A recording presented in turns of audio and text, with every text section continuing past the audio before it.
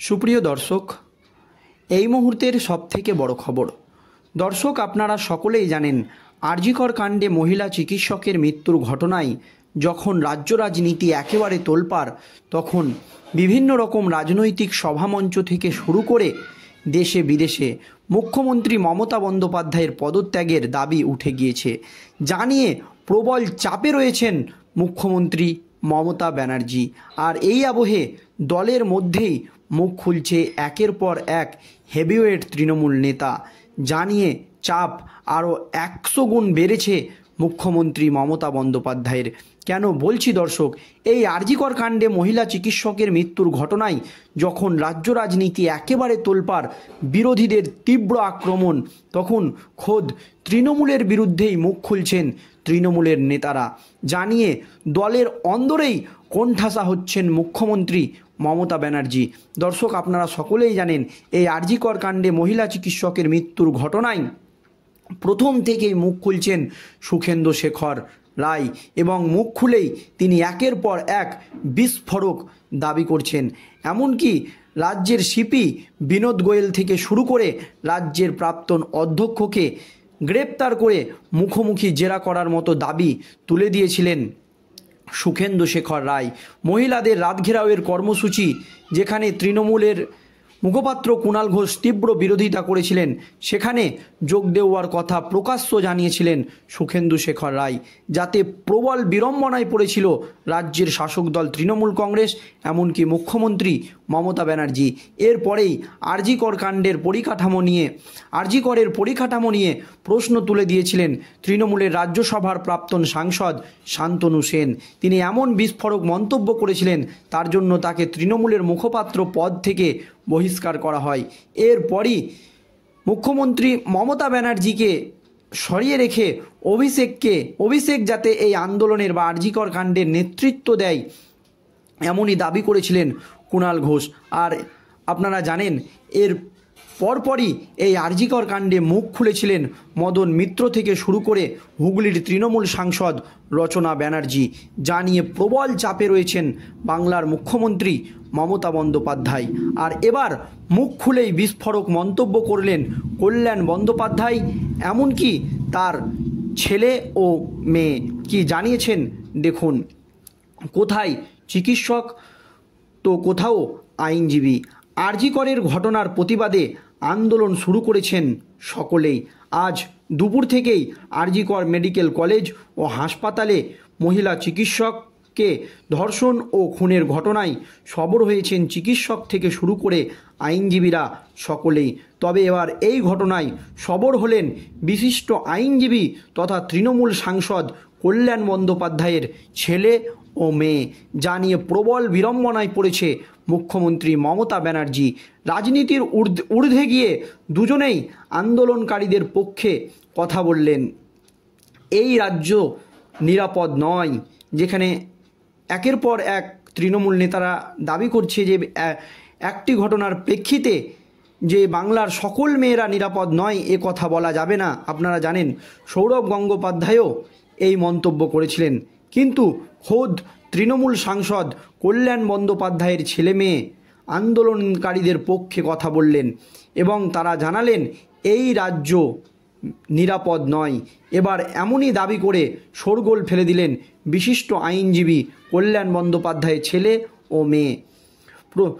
প্রমিতি বন্দ্যোপাধ্যায় জানাচ্ছেন, তদন্ত নিয়ে তো আমি কিছু বলতে পারবো না, কিন্তু আমরা রাস্তায় নেমে বিক্ষোভ দেখাচ্ছি।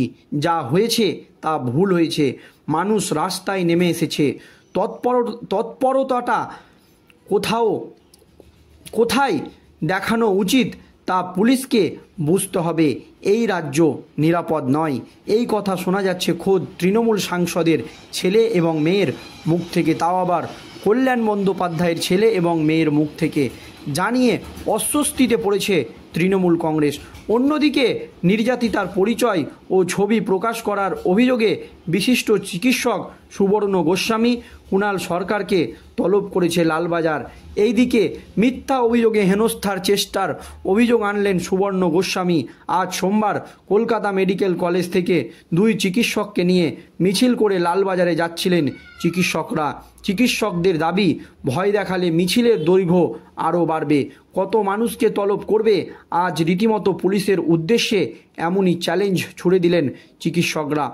অপদার্থ নগরপাল বিনোদ গোয়েলের উদ্দেশ্যে এমনই মন্তব্য করেছেন চিকিৎসকরা।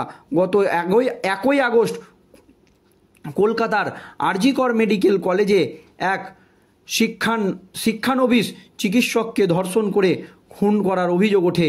এরপর 14 আগস্ট গভীর রাতে এই হাসপাতালে ব্যাপক ভাঙচুর চালায় কয়েকজন দুষ্কৃতী, যার পরে চিকিৎসকদের যে বিক্ষোভ তা আরও বাড়তে থাকে বা তীব্রতর হয়। পশ্চিমবঙ্গের রাজ্যপাল সিবি আনন্দ বোস দিল্লিতে স্বরাষ্ট্রমন্ত্রী অমিত শাহ এবং স্বাস্থ্যমন্ত্রী জেপি নাড্ডার সাথে ধর্ষণ ও হত্যা মামলা এবং রাজ্যের আইন শৃঙ্খলা পরিস্থিতি নিয়ে আলোচনা করেছেন। এই বিষয়ে হস্তক্ষেপ চেয়ে প্রধানমন্ত্রী নরেন্দ্র মোদীকে চিঠি লিখেছেন পদ্মজয়ী 71 জন চিকিৎসক। তারা বলেন, অবিলম্বে অর্ডিন্যান্স এনে চিকিৎসা কর্মীদের নিরাপত্তা নিশ্চিত করতে হবে। পরিষ্কার তারা জানিয়ে দিয়েছেন, আরজিকর মেডিকেল কলেজের প্রাক্তন অধ্যক্ষ সন্দীপ ঘোষকে চতুর্থ দিনের মতো জিজ্ঞাসাবাদ করা হচ্ছে।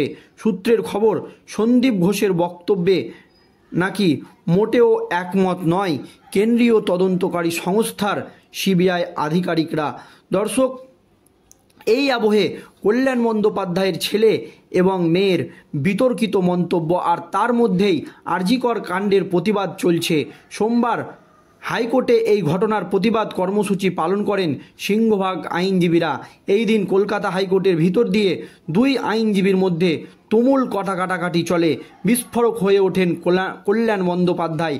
আদালত চত্বরেই আইনজীবী তথা সাংসদ কল্যাণ বন্দ্যোপাধ্যায়ের সঙ্গে বচসায় জড়ালেন আরও এক আইনজীবী তথা বাম নেতা সায়ন বন্দ্যোপাধ্যায়। এই ঘটনাকে কেন্দ্র করে উত্তাল হয়ে উঠল আদালত চত্বর। তবে সোমবার শান্তিপূর্ণভাবেই মিছিল হয়েছে আইনজীবীদের। মিছিলে উপস্থিত ছিলেন রাজ্যের প্রাক্তন অ্যাডভোকেট জেনারেল সৌমেন্দ্রনাথ মুখোপাধ্যায় এবং জয়ন্ত মিত্র, বিকাশ রঞ্জন ভট্টাচার্য, কল্যাণ বন্দ্যোপাধ্যায় সহ অনেকেই। আরজিকরে ডাক্তারি পড়ুয়াকে ধর্ষণ ও খুনের ঘটনার প্রতিবাদে তোলপাড় রাজ্য। আরজিকরের ঘটনায় প্রতিবাদে দলমত নির্বিশেষে সোমবার একটি মিছিল করেন আইনজীবীরা। অভিযোগ, পরবর্তী সময়ে প্রতিবাদের সঙ্গে রাজনীতির রং লাগাতে শুরু করে। শান্তিপূর্ণ সেই মিছিল আদালত চত্বরে ঘুরে আবার হাইকোর্টে ফিরে আসার সময় ঘটনার সূত্রপাত। আরজিকরের ঘটনা নিয়ে মন্তব্য করেন আইনজীবী বিকাশ রঞ্জন ভট্টাচার্য।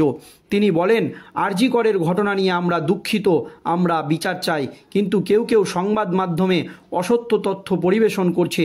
সঠিক তথ্য থাকে তবে তিনি সিবিআইকে দিন, তা নিয়ে আপত্তি তোলেন কল্যাণও। মিছিলে শেষ পর্যায়ে আচমকাই মেজাজ হারান কল্যাণ বন্দ্যোপাধ্যায়। সায়নের অভিযোগ, কল্যাণ বন্দ্যোপাধ্যায় তাকে সরাসরি বলেন, ভোটে তমলুকে দাঁড়িয়ে তোর জামানত বাজেয়াপ্ত করব।